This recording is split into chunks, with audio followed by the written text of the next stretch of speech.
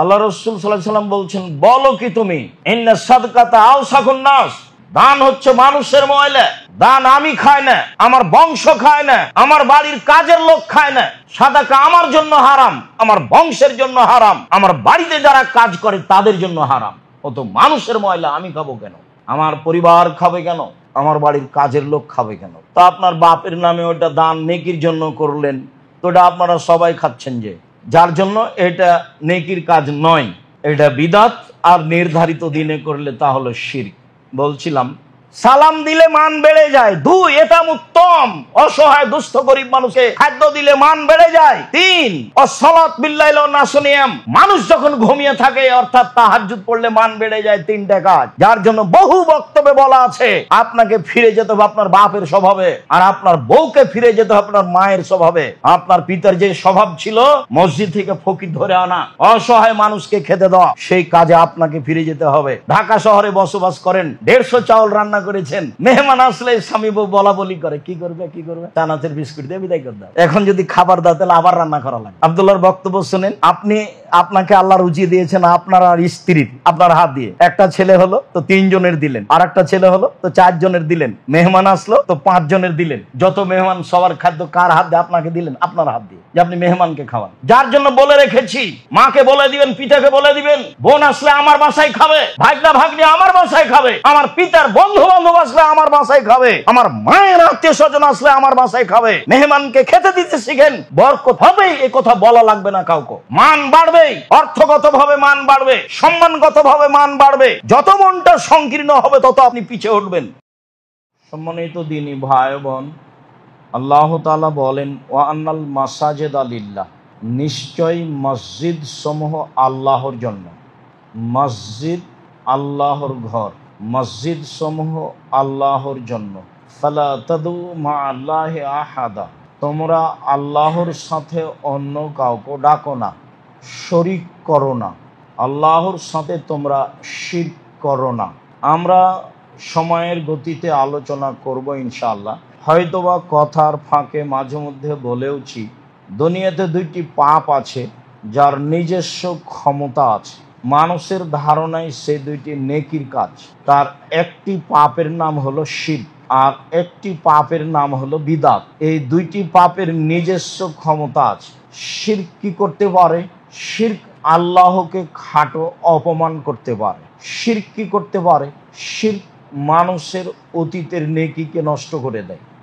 শিরক করলে তার এক নেকিও থাকবে না।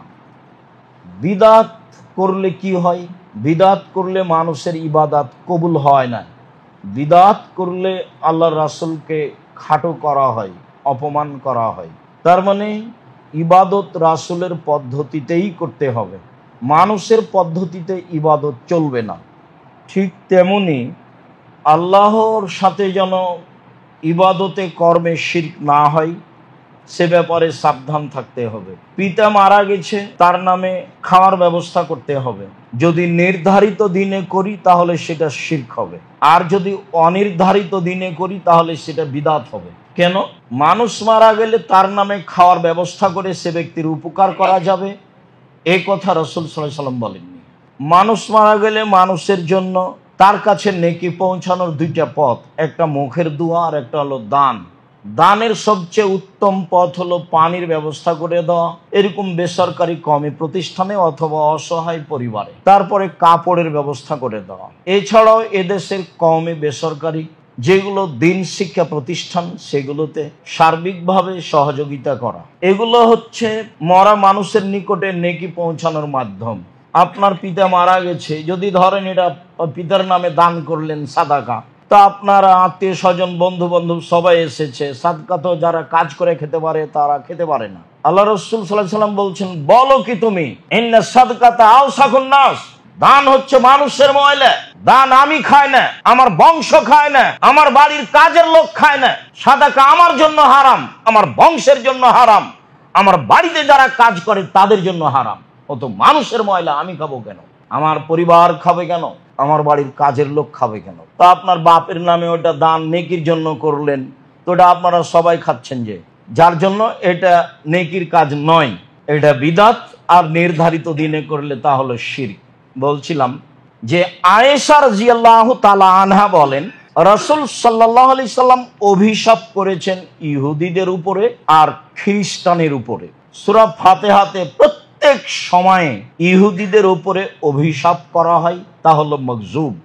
আর খ্রিস্টানদেরকে বলা হয় ওরা ভ্রান্ত, ওলা দলিন, যারা ভ্রান্ত, যারা অভিশপ্ত, তাদের পথ দেখায় না।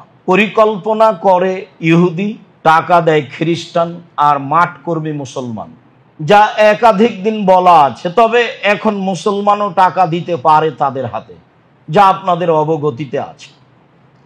বলছিলাম, আয়েশা রাদিয়াল্লাহু তাআলা আনহা বলেন, আল্লাহ অভিশাপ করেছেন ইহুদি খ্রিস্টানের উপরে। আর একটা কথা বারবার ধাক্কা খাচ্ছে, সেটা বলি। আল্লাহ বলছেন যে লান তারদা আনকাল ইয়াহুদান নাসারা হাত্তা তাত্তাবিআ মিল্লাতাহুম। মুহাম্মদ সাল্লাল্লাহু আলাইহি সাল্লাম, ইহুদি খ্রিস্টান আপনাকে কখনো মেনে নেবে না, কখনো মানবে না, কিয়ামত পর্যন্ত। এক মিনিটের জন্য মানবে না আপনাকে। আপনি নিজে ইহুদি হয়ে যান, খ্রিস্টান হয়ে যান, তারটা আপনি মানেন, তাহলে তারা খুশি। এই কথা তো আল্লাহ বলছে। কেন? ইত্তাখাজু কবুর আমবিহি মাসাজেদা, তারা নবীদের কবরকে মসজিদ তৈরি করেছে,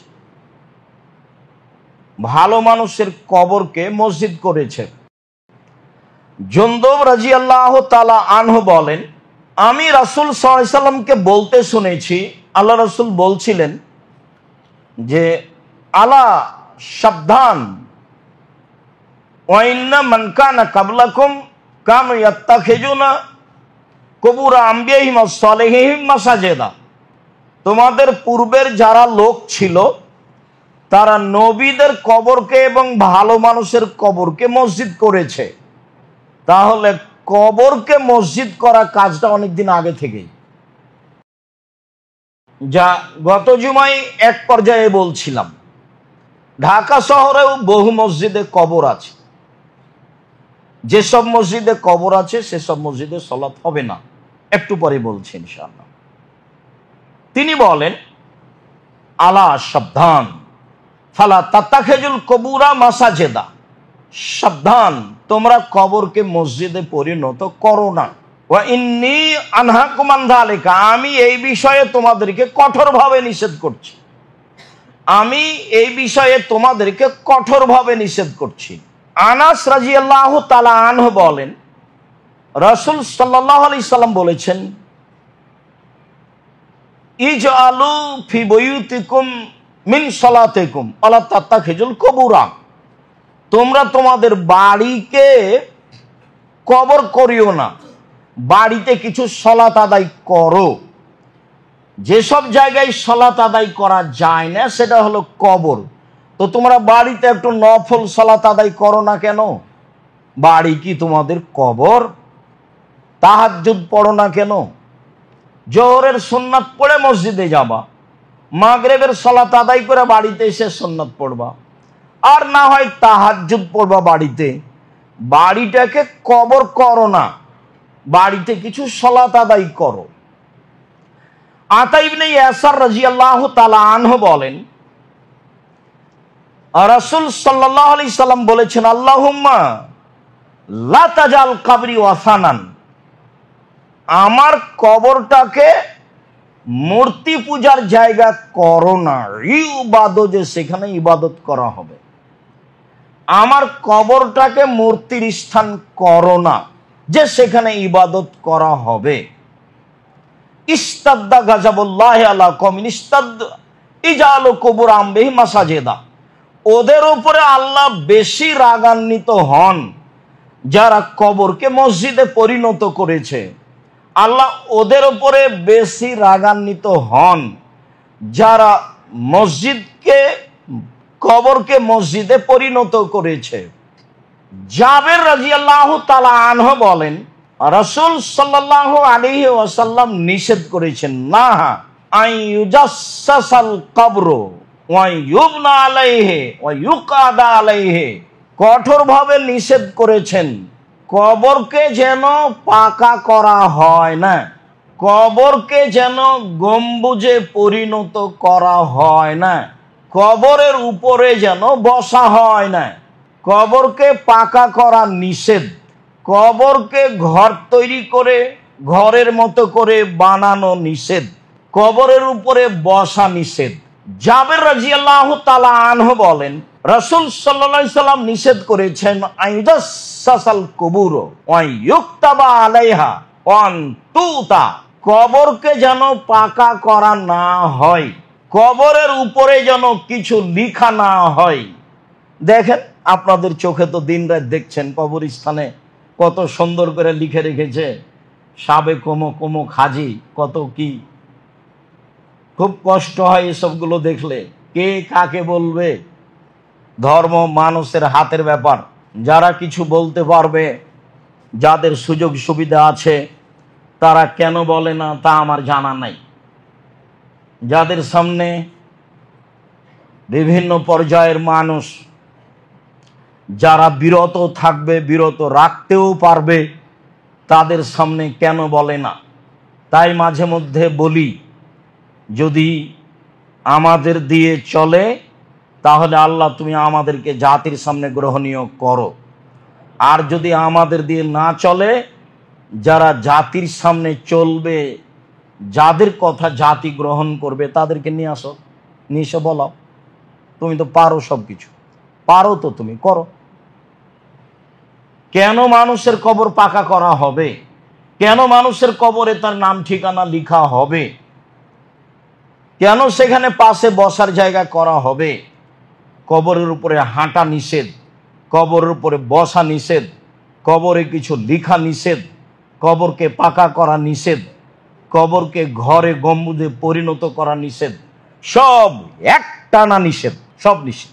আর থাকলো পাকা কবর, তো আবুল হাইয়াজ আল আসাদি রাদিয়াল্লাহু তাআলা আনহু বলেন, একদা আমাকে আলী রাদিয়াল্লাহু তাআলা আনহু বললেন, আলা বাসোকা আলা মা বাসানি আলাইহি রাসূলুল্লাহ সাল্লাল্লাহু আলাইহি সাল্লাম, আচ্ছা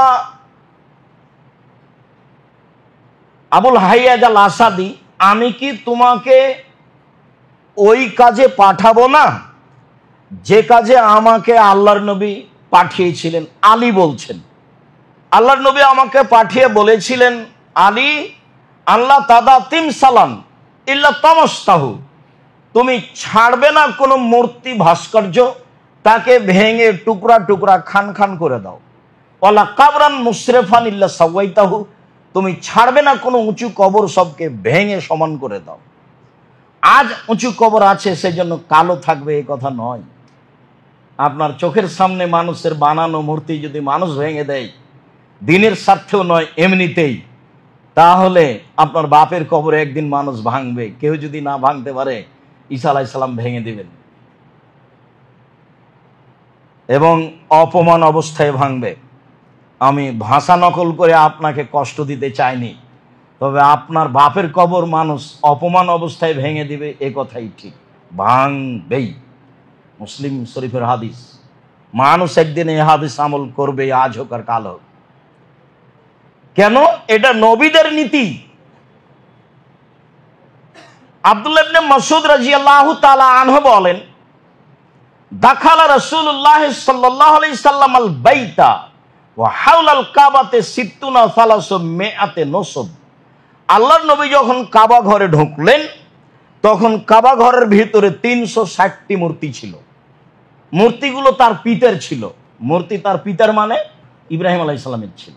মূর্তিগুলো তার পিতা মানে ইব্রাহিম আলাইহিস সালামের ছিল। ইসমাইল আলাইহিস সালামের মূর্তি ছিল।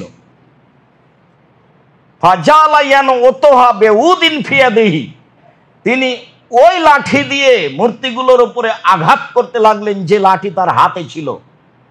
লাঠি দিয়ে মূর্তিগুলো ভাঙছিলেন আর মুখে বলছিলেন, জাল হক এসেছে সত্য, অজাহাকাল বাতিল চলে গেছে মিথ্যা, ইন্নাল বাতিলা নিশ্চয় মিথ্যা, কারা যাউকা চিরদিন মিথ্যা। এসেছে সত্য, চলে গেছে মিথ্যা, নিশ্চয় মিথ্যা, চিরদিন মিথ্যা। সেই দিন এই কথা বলে কাবা ঘরের ভিতরের মূর্তিগুলিকে সবকে ভেঙে চৌচির খান খান করে দিলেন। মূর্তিগুলো ছিল পৃথিবীর শ্রেষ্ঠ মানুষের, যিনি তার পিতা, যিনি ইব্রাহিম আলাইহিস সালাম। যখন যাচ্ছিলেন আল্লাহর নবী আর জিবরাইল যাচ্ছেন। তো জিবরাইল প্রথম দরজাটা খুলতে বলছেন। যে পাহাড়দার সে বলছে, আপনি কে? আমি জিবরাইল। আপনার সাথে কে? আমার সাথে মোহাম্মদ। আপনাকে পাঠানো হয়েছিল? জি। পাহারাদার খুব শক্ত মানুষ হতে হবে। যাকে আপনি পাহারাদার করেছেন সে আপনাকে না চিনলে দরজা খুলতে পাবে না। তার নাম পাহারাদার। পৃথিবীর কোনো মানুষের জন্য না চিনে সে পাহারা দরজা খুলতে পাবে না। ও তো সাধারণ ফেরেশতা। জিবরাইল বলছেন দরজা খুলেন। দেখেন উনি বলছেন, আপনি কে? আমি জিবরাইল। উনি তো সবচেয়ে দামি মানুষ, দামি ফেরেশতা। তার উপর দিয়ে ফেরেশতা জগতে কেউ দামি নেই। আপনার সাথে কে? মোহাম্মদ সাল্লাল্লাহু আলাইহি সাল্লাম। এবার মানুষ জগতে সবচেয়ে দামি। তাহলে সবচেয়ে দামি যারা পৃথিবীতে ফেরেশতা ও মানুষ তারা আছে। কই তাড়াহুড়ো করে খুলছেন না, বলছেন আপনাকে কি পাঠানো হয়েছিল? এত কথা তো মনে হয়েছে বলার প্রয়োজন আছে। আপনাকে কি পাঠানো হয়েছিল? বলে জি। উনি নিশ্চিত হচ্ছেন ঘটনা কি। একজন স্বাভাবিক ফেরেশতা। বলে হ্যাঁ। তখন দরজা খুললেন। উঠে দেখলেন আদম। বলে ইনি আমার আব্বা। ইনি আপনার আব্বা, আপনি কি সালাম দেন? আল্লাহ নবী একটু আগিয়ে গেলেন, গিয়ে বলছেন আব্বা আপনাকে সালাম।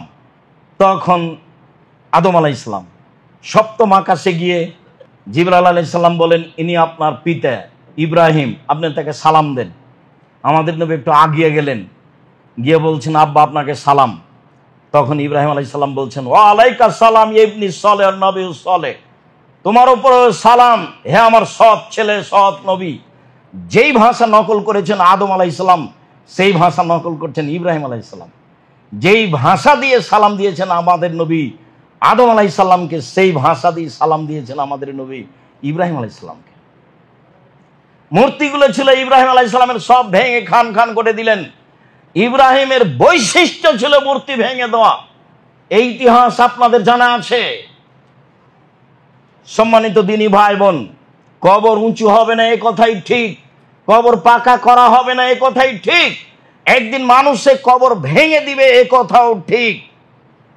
কবরের ব্যাপারে রাসূল সাল্লাল্লাহু আলাইহি সাল্লাম বলেন, লা তাজলিসু আলাল কবুরে, তোমরা কবরের উপরে বসো না। আলা তুসাল্লি ইলাইহা, কবরের দিকে মুখ করে সালাত আদায় করো না। অন্য এক বর্ণনায় এসেছে লা তুসাল্লু আলাইহা, কবরের উপরে সালাত আদায় করো না। আলা তুসাল্লু ইলাইহা, কবরের দিকে মুখ করে সালাত আদায় করো না। অন্য এক বর্ণনায় এসেছে আলা তুসাল্লু বাইনাহা, কবরের মাঝে সালাত আদায় করো না। মসজিদের ডানে বামে সামনে পিছনে যে কোনো জায়গায় কবর থাকলে সেই মসজিদে সালাত হবে না, এটাই চূড়ান্ত হাদিস সহিহ। সবটাই যদি সন্দেহের উপরে রাখেন তাহলে হক হবে কোনটা? মাঝে মধ্যে বাহিরে গেলে মানুষ বলে, অত শক্ত করে বলেন কেন, একটু নরম করে বললেও তো হয়।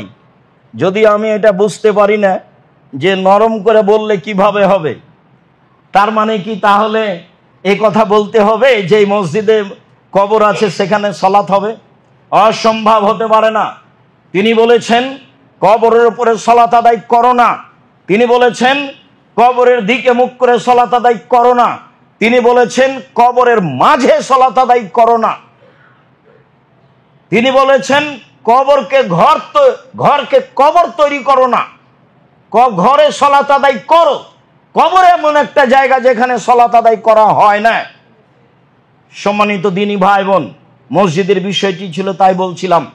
আয়েশা রাদিয়াল্লাহু তাআলা আনহা বলেন, আমার রাসূলুল্লাহ সাল্লাল্লাহু আলাইহি ওয়াসাল্লাম বেনাইল মসজিদ ফিদ্দুরে ওয়া আয়ুনাজ্জাফা ইউতাইয়াবা, আল্লাহর নবী বলেছেন তোমরা পাড়ায় পাড়ায় অক্তিয়া মসজিদ তৈরি করো। আপনাদের গ্রামে প্রয়োজনে 10টা মসজিদ তৈরি করবেন, এ কথাই ঠিক। অক্তিয়া মসজিদ।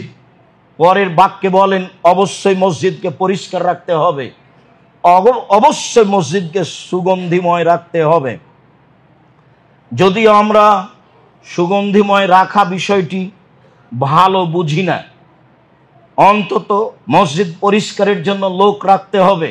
মসজিদ যেন কখনো অপরিষ্কার না থাকে, মসজিদে যেন ময়লা মাটি না থাকে, এইভাবে আপনাকে সোচ্চার থাকতে হবে। আল্লাহর নবী পাড়ায় পাড়ায় মসজিদ তৈরি করার আদেশ করেন। আনাস রাদিয়াল্লাহু তাআলা আনহু বলেন, রাসূল সাল্লাল্লাহু আলাইহি সাল্লাম বলেছেন, মসজিদের ব্যাপারে সাবধান থেকো। ইন্না মিন আসরাতি সাত ইয়াতাবাহুন নাস ফিল মাসাজিদ। বিশাল মসজিদ তৈরি করে প্রয়োজন না থাকলেও কারুকার্য করে গৌরবের জন্য মসজিদ মানুষ তৈরি করতে পারে। এ ব্যাপারে সতর্ক থাকো, এটা কিয়ামতের লক্ষণ। ইবনে আব্বাস রাদিয়াল্লাহু তাআলা আনহু বলেন, রাসূল সাল্লাল্লাহু আলাইহি সাল্লাম বলেছেন, মা বিন তাসজিদিল মাসাজিদ, মসজিদকে বিশাল কিছু করতে হবে, সর্বোচ্চ করে ব্যতিক্রম করে এভাবে আমাকে আদেশ দেওয়া হয়নি। পাড়ায় পাড়ায় মসজিদ করতে হবে, মসজিদ পরিষ্কার রাখতে হবে, এ আদেশ আমাকে দেওয়া হয়েছে। সম্মানিত দিনী ভাই বোন, মসজিদের বিষয়টিও সতর্কতার সাথে, কবরস্থানের পাশে হয় না যেন, কবরের উপরে হয় না যেন, কবর পাশে থাকে না যেন, তাকে কারুকার্য দিয়ে পরিণত করা হয় না যেন। তা হবে অবশ্যই স্বাভাবিক, তা হবে অবশ্যই সুন্দর, তা হবে অবশ্যই পরিষ্কার। এ কথাই রাসূল সাল্লাল্লাহু আলাইহি সাল্লাম বলেন। তালক ইবনে আলী রাদিয়াল্লাহু তাআলা আনহু বলেন, খারাজনা অফদান ইলা রাসূলিল্লাহ সাল্লাল্লাহু আলাইহি সাল্লাম, একদা আমরা বাড়ি থেকে বের হলাম আল্লাহ রাসূলের নিকটে যাব এই জন্য। ফাবায়ানাহু, আমরা কয়েকজন মিলে গিয়ে তার সাথে বায়াত করলাম। ওয়া সাল্লাইনা মাআহু, তার সাথে আমরা সালাত আদায় করলাম। ওয়া আখবারনাহু বিবায়াতিন বিআরদিনা লানা, আমাদের গ্রামে একটা গির্জাঘর ছিল, সে কথা আমরা আল্লাহর নবীকে বললাম। তাতে আমরা বললাম, ফাস্তাউহাবনাহু বেফাজলে মাইন মিন তহুরিন, আপনি অজু করে একটু পানি দেন, সেই পানিটুকু আমরা আমাদের ওই গির্জাঘরে ছিটিয়ে দিয়ে ওকে পবিত্র করে সেখানেই সালাত আদায় করব। ফাদা বেমাইন, আল্লাহর নবী পানি নিয়ে ডাকলেন। অতাওয়াজ্জা, অজু করলেন। অতামাজমাজা, কুল্লি করলেন। ওয়া সাব্বাহু ফেদাওয়াতিন লানা, আমাদের সাথে একটা পাত্র ছিল, সেই পাত্রে অজুর বাকি পানিটুকু ঢেলে দিলেন। আমারানা, ঢেলে দিয়ে তিনি আমাদের আদেশ করলেন যে উখরজু, তোমরা চলে যাও। এই যে আতাইতুম বিআরদিকুম আও আরদাকুম, যখন তোমরা তোমাদের জমিনে চলে যাবা, ফাকসেরু বিআতাকুম, তো তোমাদের গির্জা ঘরের পূর্ব দিকে যে উঁচু জায়গাটা আছে ইমাম দাঁড়ানোর, সেই জায়গাটা ভেঙে দাও। সেই জায়গাটা ভেঙে দিয়ে ওয়া আউজাহু আও তানাজ্জাহু বেহাজাল মাই, এই পানিটা সেখানে ছিটিয়ে দাও। ওয়াজালুহা মসজিদান, সেটাকে মসজিদ হিসাবে ঘোষণা দিয়ে দাও। আমরা বললাম, আল্লাহর নবী, ইন্নাল বালাদা বাইদুন, আমাদের গ্রাম এখান থেকে অনেক দূর। ওয়াল হাররা শাদীদুন, প্রখর রৌদ্র। ওয়াল মা ইনসাফ, পানি শুকিয়ে শেষ হয়ে যাবে, কি করা যায়? আল্লাহ রাসূল বললেন, মুদ্দুহু বিমাইন, বাড়িতে গিয়ে ওতে পানি দিয়ে ওটা বেশি করে দিও। ফাইনাহা লা ইয়াজিদুহু ইল্লা তিবান, পানি বেশি করলে এতে তার মর্যাদা, এতে তার পবিত্রতাই বেড়ে যাবে। তাহলে পড়ে নেওয়া পানির সাথে পানি মিক্স করা যায়, তাহলে জমজমের পানির সাথে পানি মিক্স করে পান করা যায়, তাতে তার মান কমে যাবে এ কথা নয়, বরং তাতে তার মান বেড়ে যাবে এ কথাই ঠিক। অত্র হাদিসে বোঝা যায় খ্রিস্টানদের গির্জাঘর মসজিদে পরিণত হতে পারে, মসজিদ করা যায়। গির্জাঘরের পূর্ব দিকে একটা উঁচু জায়গা থাকে মেহরাবের মতো, সেটা ভেঙে দিয়ে সমান করে দিতে হবে, তাতে পানি ছিটিয়ে দিতে হবে, তাহলেই সেটা মসজিদ বলে ঘোষণা দেওয়া যাবে।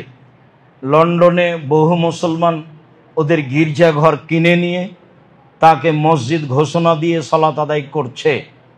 তারা ইবাদত করেছে মর্মে সেখানে আর ইবাদত হবে না, তাদের টাকা দিয়ে গির্জাঘর তৈরি করা হয়েছে, সেই ঘরে সালাত হবে না, এই হিসাবে একটাও ঠিক নয়।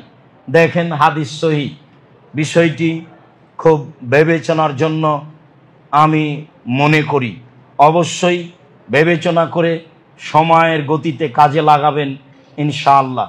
বুরায়দা রাদিয়াল্লাহু তাআলা আনহু বলেন, রাসূল সাল্লাল্লাহু আলাইহি সাল্লাম বলেছেন, বাশশিরিল মাসাইনা ফিয-যুলামে বিন-নূরি তাম ইয়াউমাল কিয়ামা, যারা অন্ধকারে পায়ে হেঁটে মসজিদে যায় তাদের পূর্ণ আলোর সুসংবাদ দিয়ে দেন আপনি বিচারের মাঠে। পায়ে হেঁটে কষ্ট করে মসজিদে যান, এইটা আপনার জন্য বিচারের মাঠে আলো হিসাবে হবে, এই কথা রাসূল সাল্লাল্লাহু আলাইহি সাল্লাম বলেন। আব্দুর রহমান ইবনে আয়েশ বলেন, একদা রাসূল সাল্লাল্লাহু আলাইহি সাল্লাম বললেন, ইন্নী রাআইতু রাব্বি বিআহসানি সূরাতিন, আমি একদা আমার প্রতিপালককে উত্তম আকৃতিতে দেখলাম।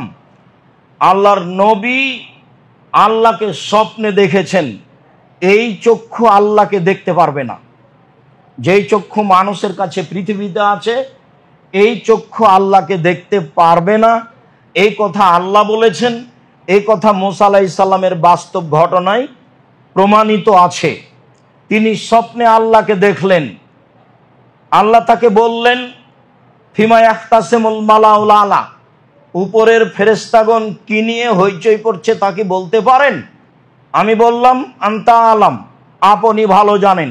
মুখামুখি কথা চলছে, আপনি ভালো জানেন। তখন তিনি বলছেন, ফাওয়াদা কাফাহু বাইনা কাতফাইয়া, এইটুকু বলতেই আল্লাহ তার নিজের হাতের এই কবজি আমার এই পিঠের কাঁধের উপরে রাখলেন। ফাওয়াজাদতু বারদাহা আলা সাদিয়াইয়া, এখানে হাত রাখতেই আমি বুকে ঠান্ডা অনুভব করলাম। হাত তিনি রাখলেন পিছনে, আর ঠান্ডা অনুভব করলাম বুকে। ফালিমতু মাফিস সামাই ওয়াল আরজে, তাতে আমি জেনে নিলাম কি আছে আকাশে, কি আছে জমিনে। এখন আমার বলা স্বাভাবিক, উপরে কি নিয়ে হইচই করছে। ইবনে আব্বাস রাদিয়াল্লাহু তাআলা আনহু বলেন, রাসূল সাল্লাল্লাহু আলাইহি ওয়াসাল্লাম বলেছেন, একদা আল্লাহ তাআলা আমাকে বললেন, ইয়া মুহাম্মদ, হে মুহাম্মদ, হাল তাদরি ফিমা ইয়াখতাসিমুল মালাউল আলা, আপনি কি বলতে পারেন উপরে কি নিয়ে হইচই হচ্ছে? আল্লাহ আমাদের নবীকে মুহাম্মদ বলে ডাকতেন। জিবরাইল আলাইহিস সালাম নবীকে মুহাম্মদ বলে ডাকতেন। আর সাহাবীগণ আল্লাহর নবীকে আল্লাহর নবী, আল্লাহর রাসূল বলে ডাকতেন। আর আমরা বলছি হুজুরে পাক সাল্লাল্লাহু আলাইহি সাল্লাম। যেটা সাহাবী বলেননি, যেটা নবী বলেননি, যেটা আল্লাহ বলেননি। তা আল্লাহ বললেন, মুহাম্মদ বলতে পারেন কি নিয়ে হইচই হচ্ছে? বলতো নাম। আমি বললাম, হ্যাঁ বলতে পারি। ফিল কাফারাত, এখন জেনে গেছেন। হ্যাঁ বলতে পারি। কি নিয়ে হইচই হচ্ছে? হইচই হচ্ছে মানুষের পাপ কিসে মিটে যাবে এই নিয়ে। অত্র হাদিস আমরা আমাদের আলোচনার সূচনায় পবিত্রতাই করেছিলাম। আল কাফারাত, আর মিটে যাবে পাপ কিসে? এক, আল মাকসু ফিল মসজিদ বাদা সালাওয়াত, সালাতের পরে মসজিদে বসে তাসবিহ তাহলিল জিকির আজকার করলে পাপ মিটে যায়। মসজিদে বসে তাসবিহ তাহলিল জিকির আজকার করলে পাপ মিটে যায়। দুয়ার জিকিরের মধ্যে একটু পার্থক্য আছে। দুয়া মানে আপনার প্রয়োজনে চাচ্ছেন, তখন আল্লাহ দিবেন দিবেন না তার ব্যাপার। আর জিকির মানে আপনি প্রয়োজন নয়, ওকে সন্তুষ্ট করার জন্য বলছেন। সুবহানাল্লাহ, আলহামদুলিল্লাহ, আল্লাহু আকবার, লা ইলাহা ইল্লাল্লাহ, সুবহানাল্লাহি ওয়া বিহামদিহি, সুবহানাল্লাহি ওয়া আলহামদুলিল্লাহি ওয়া লা ইলাহা ইল্লাল্লাহ, আল্লাহু আকবার, লা ইলাহা ইল্লাল্লাহু ওয়াহদাহু লা শারীকা লাহু, লাহুল মুলকু ওয়া লাহুল হামদু ওয়া হুয়া আলা কুল্লি শাইইন কাদির। এখানে চাওয়া কিছু নেই। এর নাম হলো জিকির। জিকির দিয়ে তাকে বেশি সন্তুষ্ট করা যায়। জিকির করলে এমনিতে সব কিছু হয়ে যায়। যার কারণে ফাতেমা গেছিলেন কাজের লোকের জন্য, গিয়ে দেখলেন আয়েশা বাসায় আছে, আল্লাহর নবী নেই। তা আয়েশাকে বললেন, আম্মা কাজের লোকের জন্য এসেছিলাম। ঠিক আছে, আল্লাহর নবী আসলে বলবো। আল্লাহ নবী আসলেন। আয়েশা রাদিয়াল্লাহু তাআলা আনহা বললেন, ফাতেমা কাজের লোকের জন্য এসেছিলেন। শোনার সাথে সাথে মেয়ের বাসায় চলে গেলেন। মেয়ে যেই ঘরে আছে সেই ঘরে খাটে গিয়ে বসলেন। জামাই এবং মেয়ে এক খাটে আছেন। আমাদের দেশে এরকম গতিতে শ্বশুর সাধারণত বাপ সাধারণত যাবে না। আল্লাহ রাসূল বসলে আমাদের পা তার গায়ের সাথে লাগলো, আমরা সেটা আঁচ করলাম। আমরা উঠে বসতে যাচ্ছিলাম, তিনি বললেন তোমরা শুয়ে থাকো। ফাতেমা, তোমার জন্য একটা কাজ, তুমি সুবহানাল্লাহ আলহামদুলিল্লাহ আল্লাহু আকবার বলো ঘুমানোর সময়।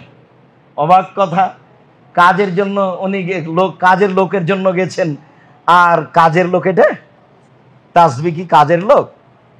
তাসবিহ কাজের লোক নয়। তোমাকে আমি তাসবিহ করতে দিচ্ছি, এটা করো, কাজের লোক হবে ইনশাআল্লাহ।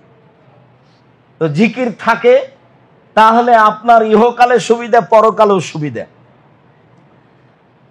তো যারা মসজিদে বসে জিকির আজকার করে তাদের পাপ মিটে যাবে। পায়ে হেঁটে যারা মসজিদে যায় তাদের পাপ মিটে যাবে। ঠান্ডার সময় ভালো করে ওযু করে যে তাদের পাপ মিটে যাবে। এইটুকু বলার পরে তিনি বলছেন ফামান ফালা যালিকা আসাবে খায়রিন ওয়া মাতাবে খায়রিন, এমন তিনটা কেউ যদি কাজ করে তাহলে তার মরে যাওয়া ভালো, বেঁচে থাকা ভালো। তাহলে তার মরে যাওয়া ভালো, বেঁচে থাকা ভালো, দুটাই তার সমান। ওয়া কানা মিন খাতিতে কামিন ওয়ালাদাতু উম্মুহু, আর লোকটা পাপ থেকে হয়ে যায় সেই দিনের মতো যেদিন তার মা তাকে জন্ম দিয়েছে, নিষ্পাপ হয়ে যায়। এখানে চাওয়া কিছু ছিল না। এক নম্বরে ছিল জিকির, দুই নম্বরে ছিল পায়ে হেঁটে মসজিদে যাওয়া, তিন নম্বরে ছিল সুন্দর করে ওযু করা। তাতে হয়ে গেল তার বেঁচে থাকা ভালো, তার মরে যাওয়া ভালো। তাতে হয়ে গেল সে সেই দিনের মতো যেদিন তার মা তাকে জন্ম দিয়েছে। পরে আল্লাহ বললেন, মোহাম্মদ ইয়া সাল্লাইতা ফাকুল, যখন তুমি সালাত আদায় করবে সালাতে তুমি এই দোয়াটি পড়িও, কি? আল্লাহুম্মা ইন্নী আসআলুকা ফিলাল খায়রাতে ওয়া তারকাল মুনকারাতি ওয়া হুব্বাল মাসাকিন, হে আল্লাহ তোমার কাছে আমি ভালো কাজ করা চাচ্ছি, মন্দ কাজ ছেড়ে দেওয়া চাচ্ছি, আর ফকির মিসকিনকে ভালোবাসা চাচ্ছি। ওয়ান তাগফিরালি ওয়া তারহামনি, আর আমাকে ক্ষমা করে দাও এইটা চাচ্ছি, আর তুমি আমার প্রতি দয়া করো এইটা চাচ্ছি। আপনি সিজদায় বলতে পারেন, সালামের বৈঠকে বলতে পারেন, আল্লাহুম্মা ইন্নী আসআলুকা ফিলাল খায়রাতে ওয়া তারকাল মুনকারাতি ওয়া হুব্বাল মাসাকিন ওয়ান তাগফিরালি ওয়া তারহামনি। এই দোয়া আপনি বলেন আপনার সালাতে, এটা আল্লাহ বলছেন আমাদের নবীকে। ওই যে আরাদটা এইটুকু বলা যায় পরের অংশ, ওই যে আরাদটা ফিতনাতান বিইবাদিকা ফাগবিজনি ইলাইকা কাবলা মাফতুনিন, আর যদি জাতিকে বিপদে ফেলতে চাও, পরীক্ষা করতে চাও, তাহলে আমাকে তাদের মধ্যে রাখিও না, উঠিয়ে নিও। আমি পরীক্ষা দিতে প্রস্তুত নই। আমি বিপদে পড়ে তোমাকে কতটুকু ডাকতে পারবো, আমি এরকম বিপদে পড়তে রাজি নই। তুমি যদি জাতিকে পরীক্ষা করতে চাও তাহলে আমাকে তাদের মাঝে রাখিও না, আমাকে আগে উঠিয়ে নাও। এই কথা আল্লাহর নবীকে শিখিয়ে দিচ্ছেন আল্লাহ তাআলা যে আপনি এভাবে বলেন। এরপরে বলেন অদ্দারাজাত, মান বেড়ে যায়। কিভাবে মান বেড়ে যায়? এক, মান বেড়ে যায় কিভাবে? মান বেড়ে যায় ইফসাউ সালাম, সালাম দিলে মান বেড়ে যায়। লজ্জা লাগে, কেমনে সালাম দিই? আমি তো ছোট, তিনি তো বড়। আর তিনিও ভাবছেন আমি কেমনে সালাম দিই, ও তো একটা ছোট ছেলে বা সাধারণ মানুষ, কৃষক। মিশরে একটা জিনিস আছে, সবাই সবাইকে সালাম দেয়, সবাই সিগারেট খায়, সবাই দাড়ি চাচ্ছে। ওরা এখনো বুঝতে পারেনি যে যারা মন্ত্রী তারা পরে সালাম দিবে, রিক্সাওয়ালা আগে দিবে, এটা ওরা এখনো বুঝেনি।